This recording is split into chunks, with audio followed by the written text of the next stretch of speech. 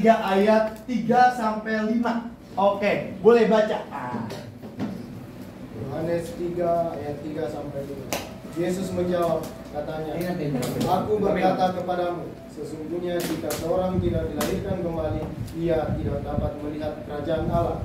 Kata Nikodemus kepadanya, bagaimanakah mungkin seorang dilahirkan kalau ia sudah tua? Dapatkah ia masuk kembali ke dalam rahim ibunya dan dilahirkan lagi? Jawab Yesus, Aku berkata kepadamu, sesungguhnya jika seorang tidak dilahirkan dari air dan roh, ia tidak dapat masuk ke dalam kerajaan. Ia harus dilahirkan dari apa? Air dan roh. Teman-teman, itu makanya kalau dibaptisin Islam, air dan roh. Tapi kalau mau bilang, apa sih yang dilahirkan? Ciptaan baru. Nah, ini kalau lanjut ya, 2 Korintus 5 ayat 17. 2 Korintus 5 ayat 17. Nanti kalau ada yang mau nanya boleh, karena Kokor ada cepat. 2 Korintus 5 ayat 17 boleh baca. 2 Korintus 5 ayat 17. Jadi siapa yang ada di dalam Kristus, dia adalah ciptaan baru. Yang lama sudah berlalu, sesungguhnya yang baru sudah datang. Oke, ciptaan baru. Teman-teman, kita ada cerita telah mati dan tinggalkan. Kita ada ciptaan baru, lahir dari air dan dari roh. Nah, ini yang penting. Oke, lanjut 1 Yohanes 3 ayat 8 sampai 9. 1 Yohanes 3 ayat 8 sampai 9. Bapak boleh baca. 1 Yohanes 3 ayat 8 sampai 9. Nanti aja. 1 Yohanes 8 sampai 9. Orang siapa? Orang siapa yang tetap berbuat dosa berasal dari iblis, sebab iblis berbuat dosa dari mulanya. Untuk inilah anak Allah menyatakan dirinya, yaitu supaya ia membinasakan perbuatan-perbuatan iblis itu. Ayat 9, setiap orang yang lahir dari Allah tidak berbuat dosa lagi, sebab benih ilahi tetap ada di dalam dia, dan ia tidak dapat berbuat dosa karena ia lahir dari Allah. Oke. Ya, thank you. Oke. Tidak berbuat dosa lagi. Dan kita itu tidak berbuat dosa bukan karena kekuatan kita, karena kekuatan Tuhan. Tuhan yang membuat kita mampu sampai garis akhir. Itu makanya Pak Yusak bilang, dari zaman sekecil apapun, hal kecil apapun, mau pakai baju pun, tanya Tuhan. Karena Tuhan yang beracara dalam hidupmu. Engkau mau masuk jurusan apa, engkau mau kerja apa, tanya Tuhan. Dan hidupmu tidak dikuasai doa lagi. Nah, ini boleh dicatat ya. Ada 5 tanda seseorang lahir baru. 5 tanda seorang lahir baru. Roma 10 ayat 9 sampai 10. Boleh dibaca. Roma 10 ayat 9 sampai 10.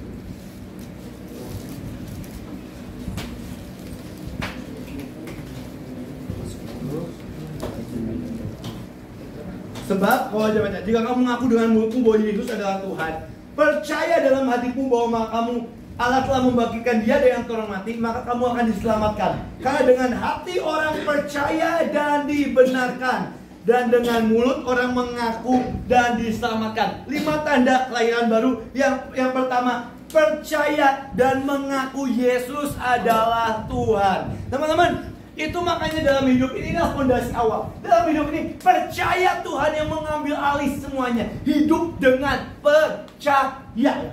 Kunci orang yang lahir baru, kunci orang yang dipimpin oleh Roh, kunci orang yang dipimpin oleh Tuhan, kunci pasukan iman. Satu, fondasinya adalah percaya.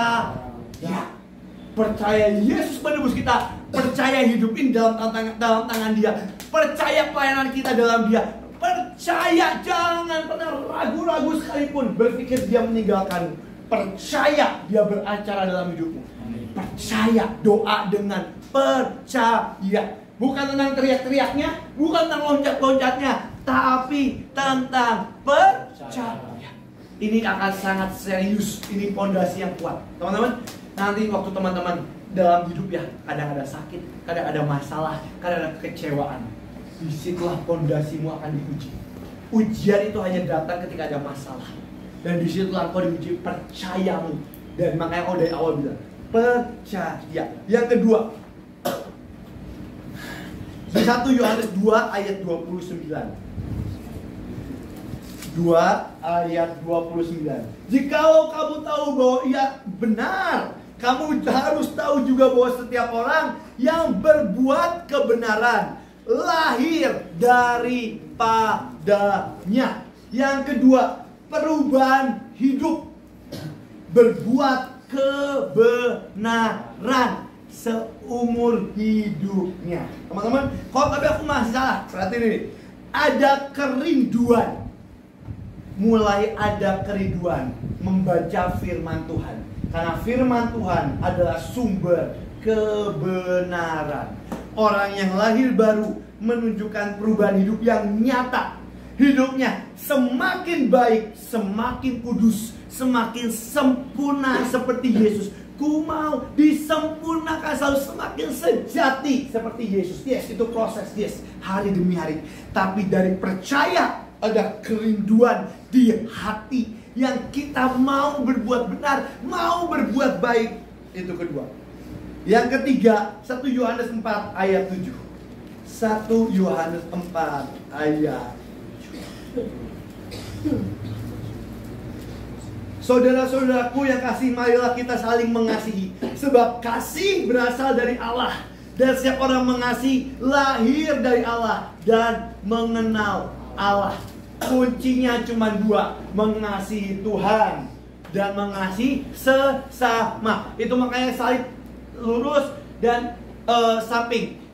Lurus itu buat Tuhan, kasih ke Tuhan. Dan kedua, sesama. Teman-teman, kita nggak akan bisa mengasihi sama kalau kita nggak mengasihi Tuhan. Tapi kita nggak bisa mengasihi Tuhan kalau kita tidak menerima kasih itu dari Tuhan. Itu makanya mengasihi Tuhan dan mengasihi sesama. Mau mengampuni, pemberesan, tidak memendam, menyimpan kebencian. Yang keempat, 1 Yohanes 5 ayat 4.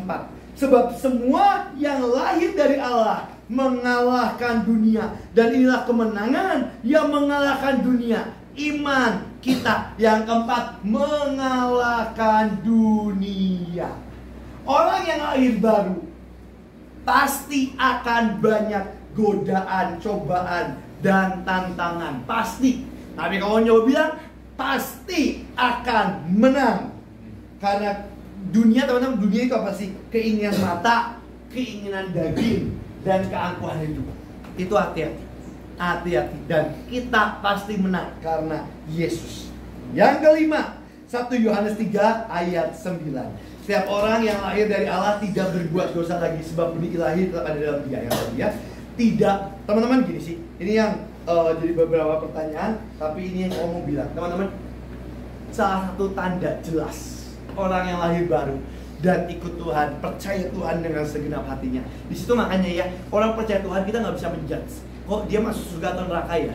Dia udah ini, kok nggak tahu. Kenapa? Karena dia benar-benar percaya Tuhan dengan sepenuh hati atau enggak, kok juga nggak tahu. Nah, tiap orang beda-beda. Ada yang asal ngomong karena disuruh dia, ada yang disuruh siapa, ada yang diiming-imingin uang. Itu bukan sepenuh hatinya. Sepenuh hati dari dalam. Teman-teman, orang yang percaya Tuhan sepenuh hatinya ya, dan lahir baru. Ada tipe dua yang jadi banyak pertanyaan, tapi kok kan bilang jatuh, yes, namanya manusia ada tetap jatuh, gak ada yang sempurna. Saya mau bilang gini, kita tidak hidup dalam dosa. Teman-teman, perhatikan saya, tidak pernah hidup dalam dosa. Jatuh iya, tapi orang benar jatuh tapi tidak tergeletak, tangannya tak mengeluar mengangkat 7 kali jatuh, 8 kali bangkit. Tapi kalau mau bilang tidak hidup dalam dosa. Dan yang kedua, tidak pernah menikmati dosa. Jangan pernah hidupmu menikmati dosa. Dan jangan pernah hidup dalam dosa. Kalau tutup, habis itu kita doa, baru bisa ya. Teman-teman, ketika kita percaya Yesus menjadi ciptaan baru, tubuh kita akan disempurnakan. Kapan kok tubuh ini akan disempurnakan? Waktu tadi kita nyanyi, ku kan terbang tinggi di awan bersamamu, apa?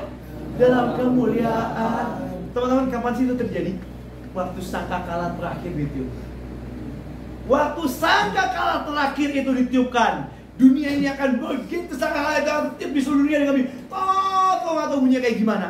Hari itu lagu itu akan terjadi. Kita akan terbang di awan dalam kemuliaan. Hari itu semua akan kita tinggal. Dia punya bangunan ditinggal, pelayanan ditinggal, keluarga ditinggal. Hari itu kita semua akan terbang dalam kemuliaan. Yang percaya katakan amin. Kita akan terbang dalam kemuliaan Tuhan bersamamu dalam kemuliaan.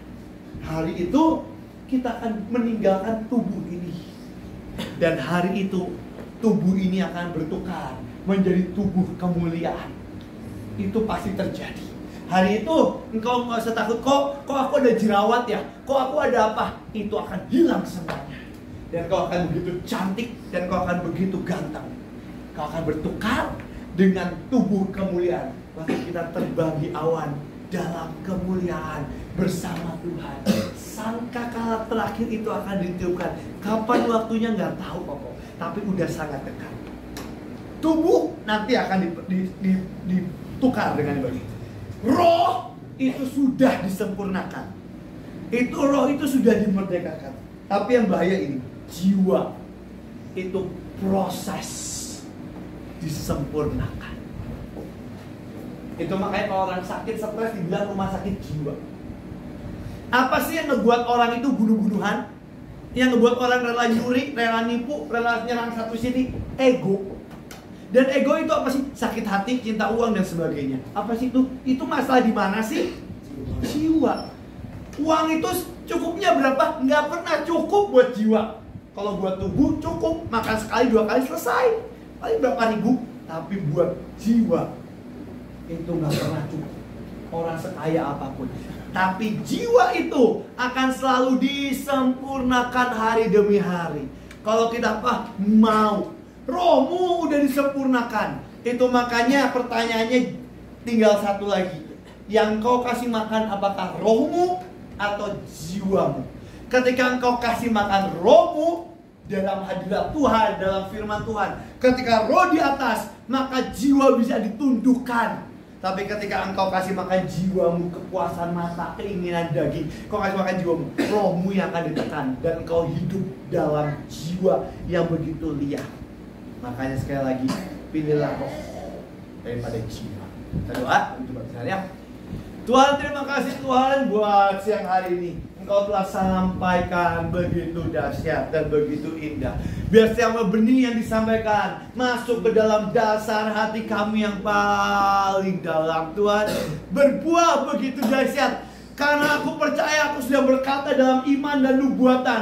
Aku sedang berkata dalam nama Tuhan Yesus, inilah revivalist akhir zaman yang akan memenangkan jiwa, menarik begitu jiwa ke dalam kerajaan surga. Hidupnya akan dipakai begitu dahsyat. Dalam kelemahannya, dalam kehancurannya, kuasa Tuhan begitu sempurna. Dan mereka akan beracara karena Engkau yang beracara begitu dahsyat, Tuhan. Terima kasih buat siang hari ini. Abah serahkan semuanya. Pimpin kami juga Tuhan dalam baptisan, dalam nama Tuhan Yesus. Amin. Teman-teman, habis ini yang dibaptis, kau siapin baju putih, boleh ganti baju, habis itu kau baptis ya di atas. Terima kasih.